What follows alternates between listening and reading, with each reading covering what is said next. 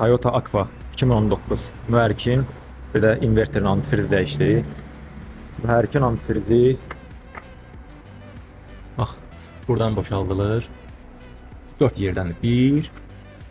İkinci burada termostatın yanında şpilka var, onu çıxardırsan, onu çəkirsən aşağı çıxır.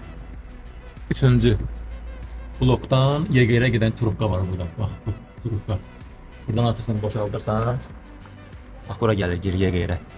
Bu da dördüncü petin trubkası var, şlanqa bax. Bura gəlir geri, buradan açma olur. Tam şəkildə dəyişmək üçün. Antifrizin, mühərrikin antifrizin havasını da çıxartmaq üçün bax burada zasonkaya trubka gedir. Bunu atırsan buradan xamtı çıxardırsan. Bu da ki inverterin antifrizini boşaltmaq üçündür. İnverterin də antifrizini dəyişdik. Onlar da harca litr yarım antifriz gedir.